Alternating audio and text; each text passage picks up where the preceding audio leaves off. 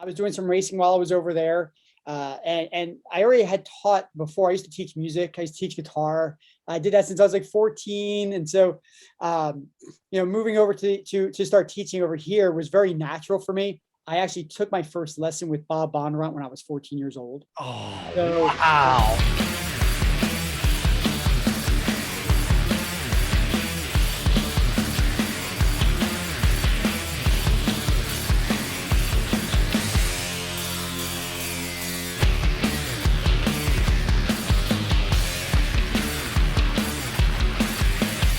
Similarities between teaching guitar and teaching cars. Ah, so first off, it's still just as fun to see when someone comes to you and they don't know how to do something and they leave knowing how to do it. That's the best part. That's obviously where I said it's so fulfilling, right? I love that part of it. Um, but I'll tell you, there are a lot of other similarities. One of the big sayings in racing is slow is smooth and smooth is fast. Mhm. It's the same thing in playing a musical instrument, right? When we were playing guitar back in the 80s, won't say how old well, I guess it kind of ages me already right there. But we were big into hard rock and heavy metal music and playing really fast guitar solos. And, when we were in high school, there was these kids that we used to look up to as like really like they were our guitar gods, the local heroes kind of guys. And, we used to look up to them and want to play just like those guys. And you know what? It sounds awesome when you have all these digital effects and distortion on the guitars. But then if you take all that stuff off and we tried to play it, it didn't sound so good. Why? Because we were focusing more on speed than accuracy. And so then it sounded kind of sloppy. So what we did was we realized that we kind of humbled ourselves, or we kind of got humbled by some of the other guys and realized like, hey, you know what? We got to slow it down, work really on discipline. And if you work on that, speed is a natural byproduct of accuracy, but it doesn't go the other way around, right? And so driving is the same way. If you work on being accurate and being smooth, then the speed is naturally going to accumulate, and next thing you know, you're going way faster than you ever thought you were going, because you're focusing on something different. You're not focusing on where the needle is on the speedometer, but you're focusing on what you're feeling with the car and how you get around the corner properly. Next thing you know, you pull into pits and you check your data for your laps, and you realize, I went a lot faster. I wasn't even trying to go fast. I was just trying to be smooth.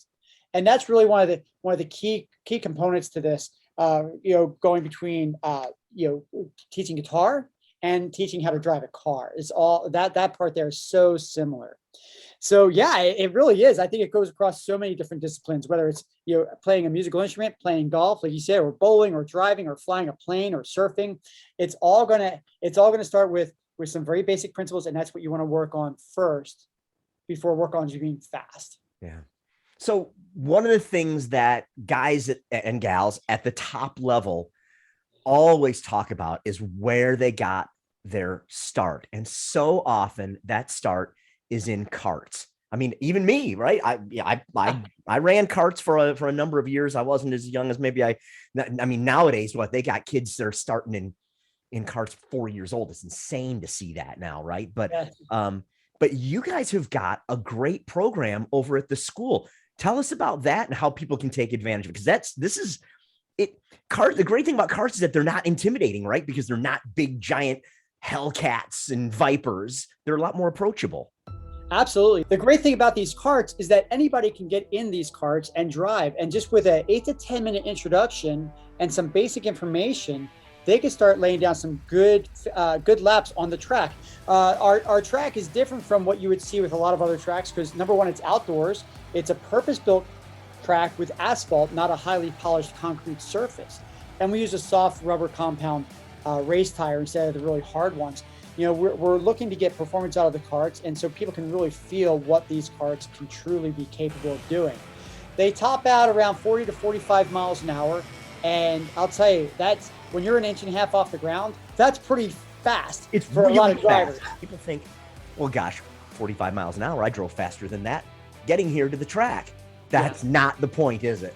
No, not at all. When you're that low to the ground and you're driving on a track that's about 20 feet wide and people are passing, it's a phenomenal experience because it gives them that real world wheel-to-wheel race experience without the expense of a full-size car, and also without the expense of the consequences that come with driving a full-size car wheel-to-wheel, right? Yeah. So when you're out on a track, no matter what kind of car, when you're bending sheet metal, that's going to cost money. With these karts, you have a little bit of wheel to wheel, a little rubbing here and there, and it's not going to affect the cart, which is great. And so you get to have this experience over and over again, come back and get more experience out of it, get better and better, become more efficient at it. And so we typically use these carts in corporate scenarios where people bring a large group of people out to drive. And then we also do small groups where they say, hey, I got 5 guys. We want to go out and do some karting. We really want to, have some fun, or, hey, we really want to work on some basics here. And we could do that too. We can get behind the wheel of these carts and start coaching them on vision skills, good vehicle dynamic control, right? The carts only have a single brake on the rear axle. So if you brake too hard, you're going to lock that axle up, you're going to spin out. And so the great thing about it is it teaches you good discipline on proper braking before and through the corner. Mm-hmm. And clearly you can see I'm excited by this too, because I love what you guys are talking about there.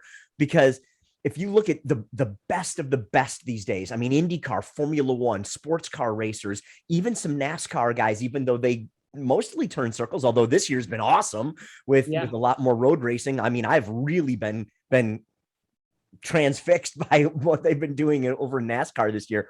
But they all got started in these small, lightweight, low horsepower, momentum-based cars. And that's it, right? That's got to be a phenomenal learning tool. And you can build on that. Do you see that at the school where somebody maybe they've started off and come and done a kart event with you guys, and then now they're coming back to go drive the real stuff? Over the course of time, we've seen that plenty of times. Yes, we see these kids that start off really young, like you said, they're in the karts, and then they're coming back at 14, 15, 16 years old. And here we are training them again in full-size cars. And it is phenomenal to see the progression from this little kid to now they're these young adults, and they're these young professionals who have learned that you carry yourself a certain way, a certain demeanor in the industry. And again, they're brilliant young people, guys and gals. We see all over the spectrum. It really is an amazing industry when it comes to that part. I want to ask you a question about that. Hinted at gals. I know that back in the day, and you and I've talked about this. I used to be a lead instructor for the old SRT track experience program. It doesn't exist anymore, but you guys are now obviously the official racing school of Dodge, which is fantastic. But when I was there, when I was instructing, it was not uncommon for a guy bought himself a Viper, bought himself a Hellcat, shows up at the track, and he brings his wife, and his wife doesn't want to be there, right? And she's just, hey, but he talks her into it. She's going to drive with us. I would give the same advice to the guy that I'd give to the gal. And lo and behold, she'd wind up faster than him. Absolutely. Because she would do what we would say, right? Guys, we're exactly so freaking egotistical, right? We go, I know what I'm doing. I know what I'm doing. And the girl goes, I don't know what I'm doing. I'm going to try it. And it works because we're not just pulling your leg, right? We as instructors have talked about that for years, about how when you have women drivers that come in, they sit back and they listen better than the guys, right?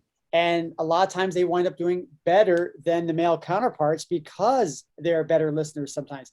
I think we kind of assume, well, I'm a male, I'm bred to drive, right? But you got to have the right disciplines.